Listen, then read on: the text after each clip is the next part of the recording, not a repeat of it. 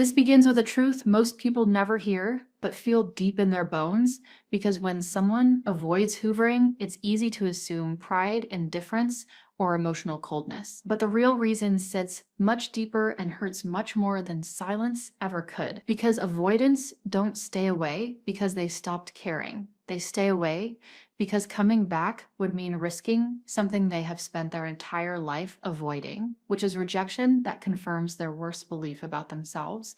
And that fear doesn't show up as panic on the surface. It shows up as distance, delay, overthinking, and convincing themselves that staying away is somehow safer for everyone involved, especially for them, because the moment they consider reaching out, their mind doesn't imagine warmth or reconciliation. It imagines you standing strong, emotionally grounded, no longer chasing, no longer hoping, no longer available in the same way. And that image alone is enough to shut them down before they ever type a message, because hoovering requires a level of vulnerability that exposes the one thing they are most terrified of, which is discovering that you no longer need them. And that terror grows even stronger when they sense you've changed, healed, or detached, because now the risk isn't just rejection, it's being calmly turned away by someone who once would have done anything to keep them close. And that kind of rejection doesn't feel dramatic or explosive, it feels quiet and final. And avoidants are deeply afraid of finality when they are no longer the one choosing it. When you pull back, something subtle but powerful happens inside them, because for the first time, the emotional power dynamic shifts,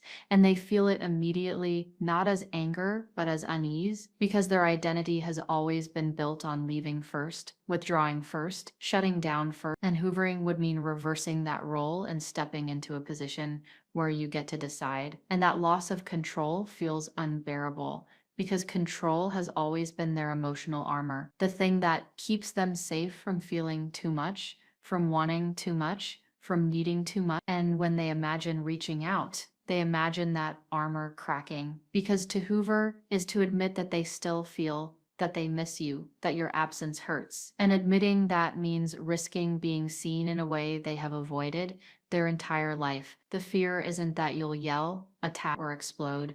The fear is that you won't, because calm rejection feels like confirmation that you've moved on, that you've outgrown the dynamic, that you're no longer emotionally hooked. And that realization hits an avoidant at the core of their attachment wound, because deep down, they already believe they are only wanted temporarily, that people eventually see through them and leave. And if they reach out and you don't respond the way you used to, that belief becomes real, solid, undeniable. So instead, they stay silent and call it self-respect, time, or logic, but underneath it's fear, because silence allows them to preserve a fantasy where you still care, where you might still want them, where rejection hasn't been confirmed. And as long as they don't reach out, the door doesn't have to officially close, because closure requires courage, and courage requires vulnerability, and vulnerability has never felt safe to them. As time passes, the idea of hoovering becomes heavier, not lighter, because they know you've had time to see clearly, to detach emotionally, to rebuild your sense of self. And that makes approaching you feel like walking into a room where the power has shifted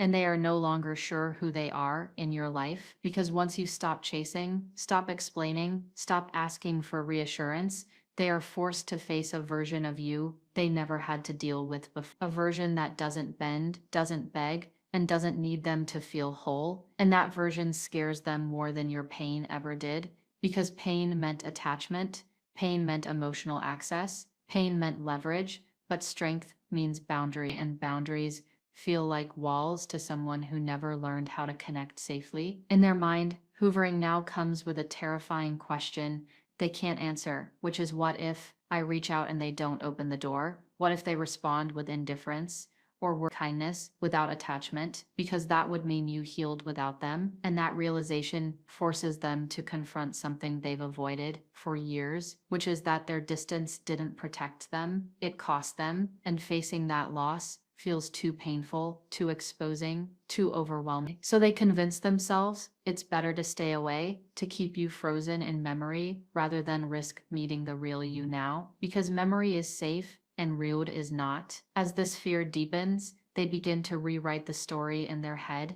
telling themselves that you're better off, that reaching out would only hurt you, that staying away is the mature choice. But these explanations are emotional defenses, not truths, because the real truth is that hoovering would require them to sit with uncertainty, and uncertainty triggers their deepest fear, which is not knowing whether they are wanted, valued, or enough. And instead of risking that, they choose distance, because distance allows them to avoid the moment where you get to say no. They sense your emotional independence now, even if you never say a word. Because independence changes your energy, it changes how you show up, how you detach, how you stop revolving around their moods. And avoidants are extremely sensitive to emotional shifts, especially when those shifts signal that they are no longer the center of someone's emotional worry. And that awareness alone can paralyze them, because it means hoovering might not work the way it used to. It might not pull you back. It might not restore the old dynamic. And if it fails, they lose not just you, but the illusion that they could always come back when they want. So instead of reaching out, they watch from a distance, wondering, imagining, replaying moments, because observation feels safer than participation, and longing feels safer than action, and silence feels safer than rejection. And as much as they miss you, they fear the moment where your response confirms that the chapter has ended. Because as long as they don't hoover, the story stays unfinished in their mind, and unfinished stories don't force accountability, growth, or vulnerability. This is why their fear isn't loud or dramatic. It's quiet and internal. It's the kind of fear that shows up as hesitation, delay, and rationalization, because they aren't running from you, they're running from the version of themselves that would have to be exposed if you didn't want them back. And that version feels too fragile, so they stay away, not because you didn't matter, but because you mattered enough to hurt them in a way they don't know how to survive yet. And as they stay away longer, something heavier begins to form inside them. Because silence doesn't erase attachment, it amplifies it. And the longer they don't hoover, the more their fear quietly mutates into shame. Because deep down, they know that reaching out late feels riskier than reaching out early. And yet they still don't move, because now they're not only afraid of rejection, they're afraid of being asked the question they don't know how to answer. Which is why now, because that question forces them to confront their pattern, their absence, their emotional withdrawal, and avoidance, are far more afraid of being held accountable than they are of being lonely. Because accountability requires emotional presence, and presence has always felt unsafe to them. They replay moments where you waited, where you tried, where you stayed longer than you should have, and instead of motivating them to reach out, those memories intensify their fear. Because if you endured that much and still walked away, then your strength feels undeniable now, and strength in someone else exposes their own emotional limitations, which makes them feel inadequate. And inadequacy is something they've been running from their entire life. So instead of hoovering, they freeze, telling themselves that too much time has passed, that the moment is gone, that you've probably moved on, because assuming rejection feels less painful than risking it in real time.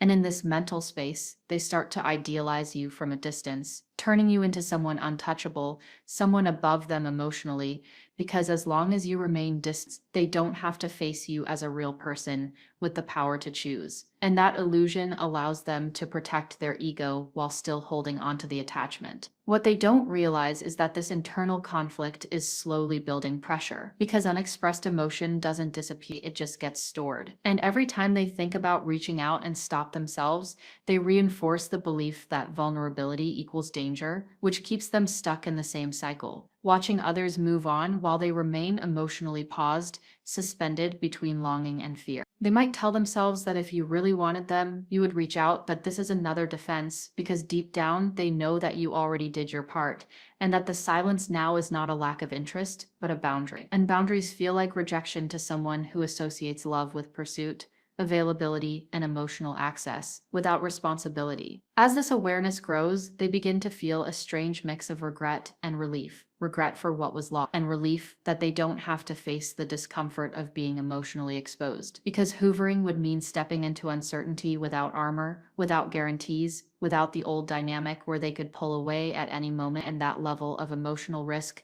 feels unbearable to someone who never learned how to stay when things get real. Inside, there's a quiet voice that tells them that you would probably respond differently now, that you wouldn't rush, wouldn't reassure, wouldn't collapse emotionally the way you once did. And that imagined version of you feels intimidating because it reflects growth they haven't yet achieved. and instead of inspiring them, it triggers comparison, which leads to avoidance. Because comparison forces them to face the gap between where they are emotionally and where you might be now. This is where fear turns into paralysis, because now hoovering isn't just about reaching out, it's about facing the possibility that you've outgrown them. And that possibility feels like an emotional verdict they're not ready to hear. So they stay silent and convince themselves that silence is strength, when in reality it's fear disguised as restraint. Because strength would require them to tolerate discomfort, uncertainty, and the risk of being seen fully, and those are muscles they never developed. As time goes on, they may check your presence indirectly through mutual spaces, imagined updates, or emotional intuition, looking for signs that you're still attached, because attachment feels safer when it's one-sided and distant, when it doesn't require action, and every sign of your independence, your calm, or your lack of reaction, confirms both their fear and their attraction,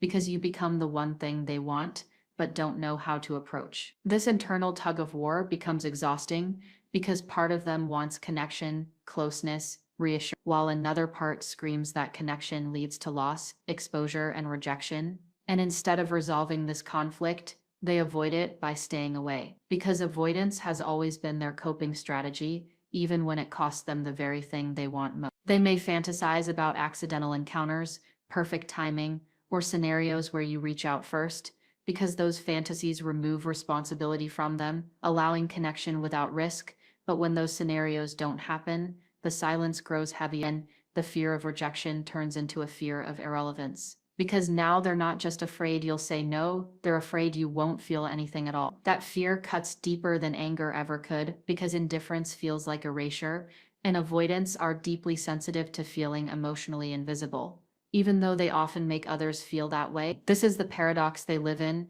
craving closeness while fearing it, longing to be chosen while avoiding situations where choice is required, because choice removes the illusion of safety that distance provides. And yet, even as they remain silent, the attachment doesn't. It transforms into something quieter but more persistent, showing up in moments of loneliness, in comparisons with new connections that never feel quite right, in the sense that something meaningful slipped through their fingers because they were too afraid to reach for it. They may tell themselves that if you really mattered, they would have acted, but the truth is that you mattered so much that acting felt too dangerous, because losing you in reality feels worse than missing you in imagination, and imagination allows them to keep you without risking rejection. As the gap between you grows, the idea of hoovering becomes almost mythical, something they think about but can't bring themselves to do, because now it would require not just vulnerability, but humility, and humility means admitting they didn't have it all figured out, that their avoidance caused loss,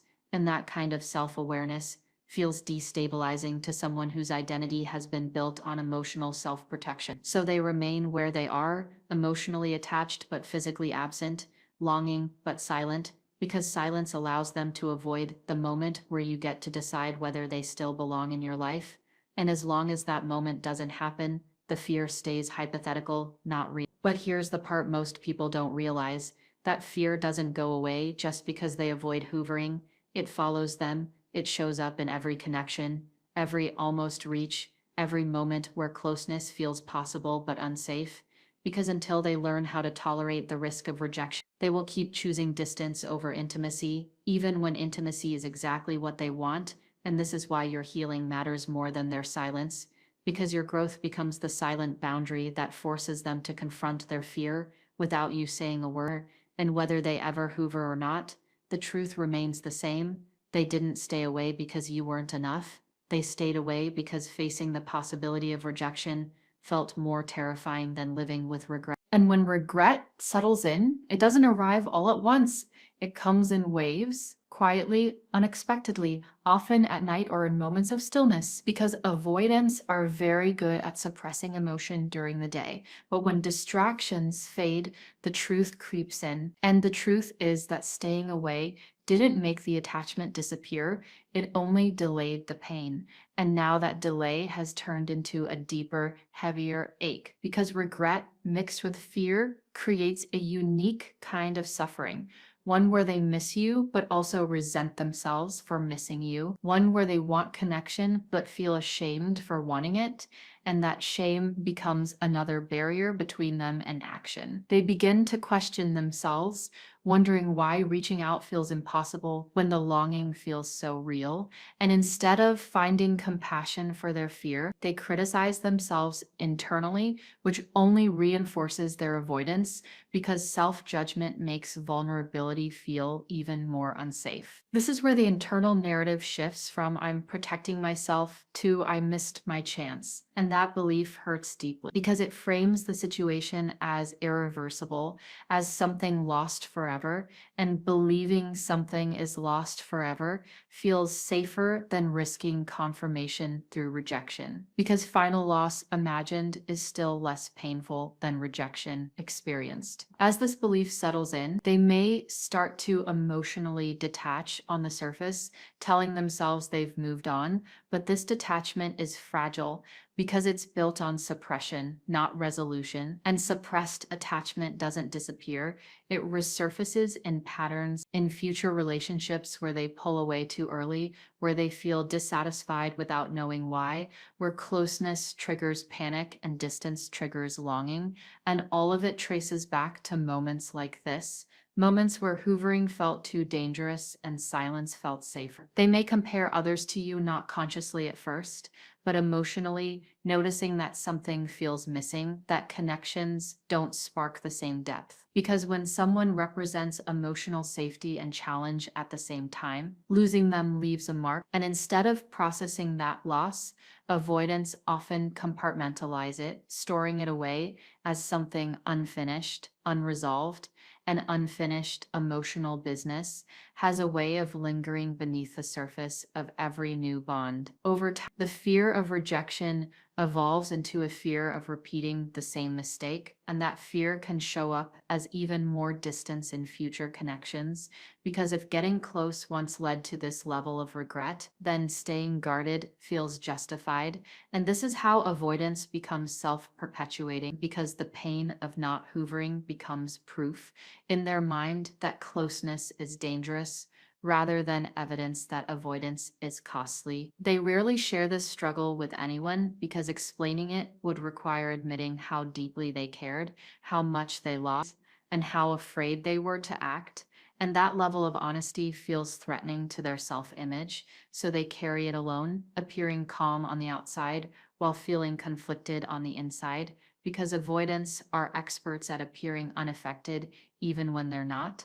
And as time moves forward, they may reach a point where the fear shifts again, transforming into a quiet hope that maybe you'll reach out someday, not because they believe it will happen, but because hope allows them to keep the attachment alive without taking responsibility, and responsibility has always been the hardest part for them. This hope isn't empowering, it's passive, and it keeps them emotionally tethered to a version of the past rather than present reality.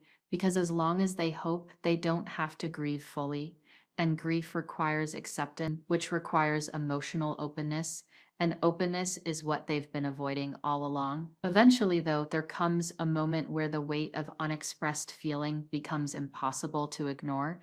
And in that moment, they are forced to confront a painful realization, which is that silence didn't protect them from pain, it only postponed it. And now the pain feels heavier because it's layered with regret, self-doubt, and missed opportunity. This is where some avoidants finally begin to look inward, not to reach out, but to understand why the idea of rejection feels more terrifying than the reality of loss. And that inquiry, even if small, marks the beginning of change, because awareness cracks the armor, and cracks allow light in, even if they're uncomfortable at first. They may start to recognize, seeing how fear has guided their decisions, how distance has cost them intimacy, how control has replaced connection, and this awareness can be deeply unsettling because it challenges the story they've told themselves about being independent, self-sufficient, and emotionally strong. Real strength, they begin to realize, isn't the ability to walk away without feeling. It's the ability to stay present with discomfort, to risk rejection, to allow someone else to matter enough to hurt you. And that realization can feel both terrifying and liberating at the same time. But even with this awareness, hoovering still feels daunting because now it's not just about reaching out, it's about showing up differently, without the old defenses, without the ability to disappear when things feel intense. And that level of change requires more than long, it requires growth. Meanwhile, you continue living your life, perhaps unaware of this internal struggle, because avoidance rarely broadcasts their pain, and this is another painful irony. Because the person they fear rejecting them is often the person who would understand them most if they were honest. But honesty requires vulnerability, and vulnerability still feels like standing unprotected in front of something that could hurt them. As more time passes, the fear of rejection may soften slightly, but it's replaced by a different fear, which is the fear that even if they reached out now, it wouldn't matter anymore, because timing matters,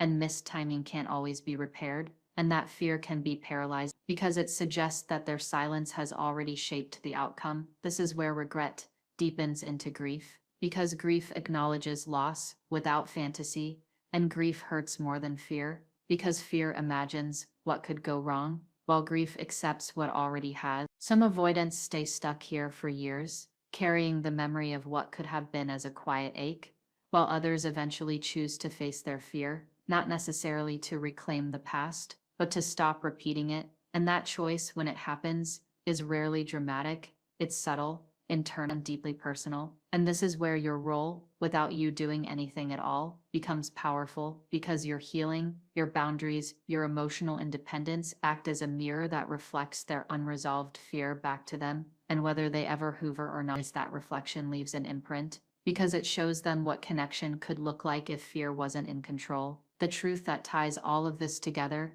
is simple but painful. Avoidants avoid hoovering not because they don't miss you, not because they don't think about you, and not because you didn't matter. They avoid hoovering because rejection would confirm a belief they've carried for a lifetime, that if they show up fully, honestly, and vulnerably, they will not be chosen. And until that belief is challenged from within, silence will always feel safer than reaching out. But your story doesn't hinge on whether they face that fear or not, because your growth shifts the narrative regardless, showing that love doesn't require chasing, that healing doesn't require closure, and that sometimes the most powerful response to avoidance is becoming someone who no longer waits to be chosen, because when you choose yourself, the fear they ran from becomes theirs to face alone, and that, more than any rejection, is what truly changes the dynamic forever. And when the dynamic finally settles into what feels like an ending, something subtle but profound happens on an emotional level that most people never talk about. Because even if they never reach out, even if they never hoover, the attachment doesn't simply disappear. It transforms, and that transformation marks the true turning point. Because this is where fear no longer hides behind silence. It starts revealing itself through contrast, through comparison, through the absence you left behind. Because once someone has experienced a connection that challenged their defenses while still feeling emotionally real, every connection afterward is measured against that internal standard, and when nothing quite reaches it, the discomfort becomes impossible to ignore. They may find themselves in situations that should feel fulfilling with people who are available, hence, and consistent, yet something inside them remains restless, disconnected, or numb. And instead of recognizing this as unresolved attachment, they often interpret it as boredom, incompatibility, or the belief that something is always missing, because acknowledging unresolved fear would require them to look back at what they avoided, and looking back threatens the emotional distance they rely on to feel safe. This is where the truth becomes unavoidable, because no matter how much time passes, your absence continues to echo, not as longing alone, but as a reminder of a version of themselves that almost emerged, a version that felt deeply, wanted honestly, and stood on the edge of vulnerability, but never stepped forward. And that unrealized version becomes a quiet source of regret, not just about you, but about who they could have been if fear hadn't been in control. Over time, this regret doesn't always hurt sharply. Sometimes it dulls into a background ache, a sense that something meaningful was left unfinished, and that unfinished feeling becomes part of their emotional landscape, shaping how they approach closeness, how quickly they pull away, and how often they choose safety over intimacy, because fear learned once tends to repeat itself until it's consciously challenged. Meanwhile, your journey continues in a different direction because the moment you stop orienting your life around whether they return, something inside you shifts permanently, and that shift isn't loud or dramatic. It's quiet confidence, it's emotional stability, it's the absence of anxiety where obsession once lived, and this change alters how you show up in the world, not just in relationships, but in how you carry yourself, how you speak, how you tolerate uncertainty, and that new energy is something avoidants feel instinctively, even from a distance, because emotional independence creates a frequency that doesn't chase, doesn't explain, and doesn't wait. This is where the irony deepens, because the very growth they feared you would reach is the growth that makes you unforgettable, not because you withhold, but because you no longer need validation from someone who couldn't meet you emotionally, and that realization often hits them late, after the dynamic has already shifted beyond their control. They might sense that even if they reached out now, they wouldn't be stepping back into the same role, because you are no longer the version of yourself that accommodated inconsistency, that accepted crumbs, that stayed emotionally available while receiving distance. And this awareness can feel intimidating because it suggests that hoovering wouldn't restore the past. It would require change, accountability, and emotional presence, and that level of effort feels overwhelming to someone who avoided discomfort for most of their life. This is why many avoidants never hoover, not because the feeling isn't there, but because the cost of returning feels higher than the cost of staying away. And because returning would require them to face not just you, but themselves, their patterns, their fear, and the consequences of their silence, and facing those things feels more threatening than living with regret. And yet, this doesn't mean they don't think about you, because thinking is safe, memory is safe, fantasy is safe. It allows connection without risk, and risk has always been the line they refuse to cross. But what they often don't realize is that by choosing safety repeatedly, they limit their emotional range, because safety without vulnerability eventually becomes loneliness, and loneliness without honesty becomes numbness, and numbness is a quiet kind of suffering that's easy to ignore but hard to escape. As years pass, they may reach a point where they begin to understand that the fear of rejection wasn't protecting them, it was isolating them, and this realization can come through loss, repetition, or simply exhaustion, because living in emotional avoidance requires constant effort, constant suppression, constant control, and eventually that control becomes draining. Some avoidants eventually choose to face this, not necessarily by reaching out to the past, but by changing how they show up in the present, by learning to tolerate discomfort, by allowing themselves to be seen even when it feels risky. And while this growth doesn't rewrite history, it changes the future, because it breaks the cycle where fear dictates every emotional decision. But whether they grow or remain stuck, one truth remains unchanged. Your healing altered the dynamic permanently, because the moment you stopped chasing, stopped waiting, and stopped defining your worth by their availability, you reclaimed your power, and power doesn't announce itself. It's felt in absence, in boundary, in the calm certainty that you don't need someone to return in order to move forward. This is where the story completes itself, not with a message sent or ignored, but with an internal shift, because closure doesn't come from their actions, it comes from your self-respect. And self-respect rewrites the ending, regardless of what they do. They avoided hoovering because rejection terrified them, but the deeper truth is that your growth terrified them more because it reflected what they hadn't yet faced, and that reflection lingers, quietly, persistently, long after silence has set. And this is why their absence is not a measure of your worth. it's a mirror of their fear, because people don't avoid what doesn't matter. They avoid what has the power to change them, and you represented that change, whether they were ready for it or not. So the story doesn't end with them returning or staying away. It ends with you choosing yourself fully. Because when you no longer wait to be chosen, rejection loses its power, avoidance loses its hold, and fear no longer gets to define the outcome. And that is the moment where the dynamic truly ends, not in loss, but in emotional freedom, where your peace becomes the final chapter, and their silence becomes just another reminder that healing always speaks louder than fear ever could.